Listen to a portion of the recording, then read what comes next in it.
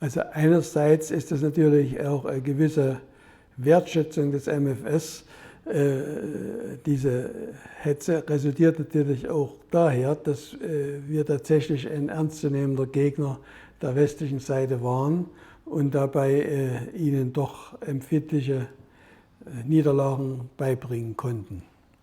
Es ist aber natürlich so, dass in dieser ganzen Propaganda gegen den Sozialismus, und darum geht es bei der Hetze gegen das MFS eigentlich, es sich immer gut macht, wenn man über ein Feld berichtet oder spricht, das geheimnisumwittert ist und auch in gewisser Weise auch geheim war und geheim geblieben ist. Man kann auf diesem Feld der Propaganda alles hineinbringen und hinein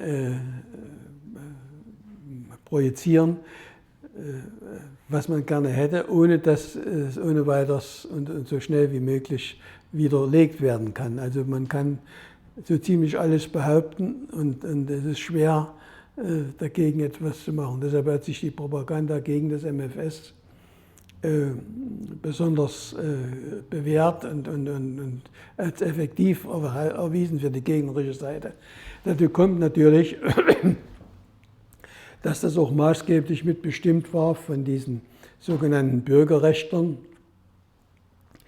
die dadurch, dass sie im Blickpunkt des MFS waren, natürlich für ihre persönliche Aufwertung außerordentlich profitieren, wenn je schlimmer das MFS war, je schlimmer ihre Verfolgung war, umso größer ist ihre Leistung, ihr Verdienst etc. etc. Und insofern, das ist die eine Sache.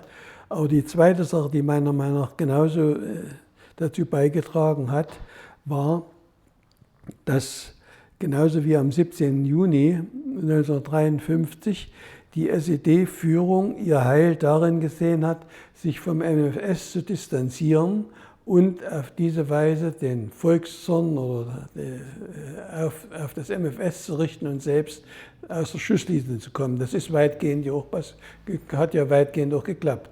Also das heißt, ohne diese heimliche Assistenz von ehemals auch selbst führenden Leuten der DDR ist diese Kampagne so richtig, diese Projizierung auf das MFS, dieser Schwerpunkt MFS, eigentlich nicht so richtig zu begreifen.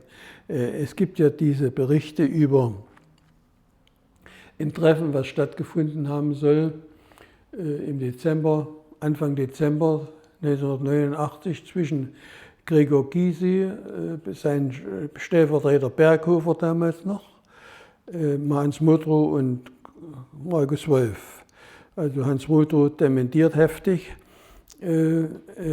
Berghofer sagt das Gegenteil und Markus Wolf kann man nicht mehr fragen, aber er hat seinen Stellvertreter Werner Grossmann über dieses Treffen informiert. Also es scheint schon stattgefunden zu haben, wo also beschlossen worden ist, also wir werden also jetzt das Feuer auf das MFS richten lassen und dann wurde zugesichert noch, die HVA soll ein bisschen geschont werden. Ne? Ja, und Markus Wolf hat ganz empört über dieses Treffen berichtet, den Werner Grossmann.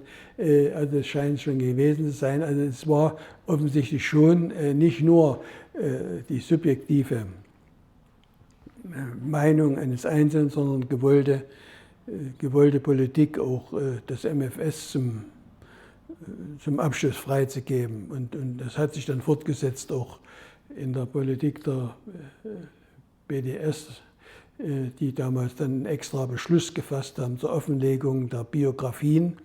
Aber das ging nur gegen das MFS und seine inoffiziellen Mitarbeiter. Es ging nie um Leute, die also Verantwortung in der SED hatten und teilweise viel größere Macht und Einfluss als jeder Mitarbeiter des MFS.